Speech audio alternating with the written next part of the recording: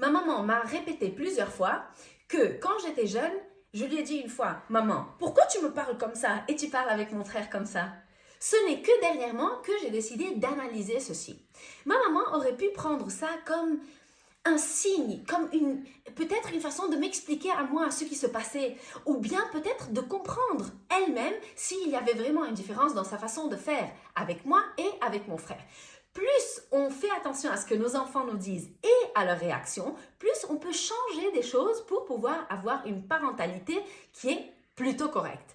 Donc, dans ce cas, par exemple, est-ce qu'on peut penser à des choses? Beaucoup. Première chose, elle ne peut pas se dire « Oh, ma fille est jalouse ». Parce que la jalousie chez les enfants, c'est pas comme nous, on l'aperçoit en tant qu'adultes. Parce qu'en fait, ce qu'ils veulent, c'est seulement l'amour de leurs parents. Donc, si l'amour va vers mon frère, moi, je vais essayer de faire quelque chose pour que ça revienne vers moi. Et puis, lui va faire quelque chose pour que ça revienne vers lui. On ne comprend pas qu'en fait, cet amour peut être partagé. Donc, ça, c'est une des choses à laquelle la maman peut penser et qu'elle peut expliquer à ses enfants. Une autre chose, est-ce que vous avez remarqué que lorsqu'on a un enfant de moins de 3 ans, on fait tout pour essayer de comprendre ce qu'ils veulent s'ils sont en train de crier « Qu'est-ce que tu veux? Qu'est-ce que tu veux ?» ou bien de grogner « Dis-moi, je n'arrive pas à comprendre ce que tu veux. Est-ce que c'est ça? Montre-moi avec le doigt. Viens dans mes bras. » On essaye de tout faire activement pour voir ce que l'enfant veut. Mais dès que l'enfant sait parler ou bien qu'il est autonome, on fait « Qu'est-ce que tu veux? Va l'amener, va le chercher. Pourquoi est-ce que tu grognes? » Si nous, on se met en tête qu'en fait, l'enfant a quand même besoin de nous, même à 7 ou 8 ans. Et si on ne se dit pas, bon, moi, je vais me dire qu'il fait tout seul. Non, attends, des fois, ils ne sont pas bien. Ils ne vont pas faire les choses tout seuls. Mais dis-leur, tu sais quoi? Tu sais déjà faire ça.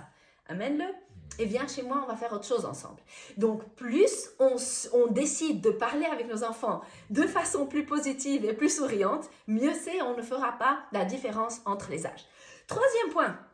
Peut-être qu'en fait, il y a vraiment une différenciation avec les enfants. Peut-être je me sens mieux avec un garçon, ou bien je me sens mieux avec une fille. Peut-être qu'un papa ne sent pas qu'il peut parler avec sa fille parce qu'elle ressemble tellement à sa maman avec laquelle il n'a pas vraiment une relation qui va bien. Mais c'est à nous de réaliser en tant que parents, de se dire « Ah, attends, je suis en train de projeter quelque chose sur mes enfants.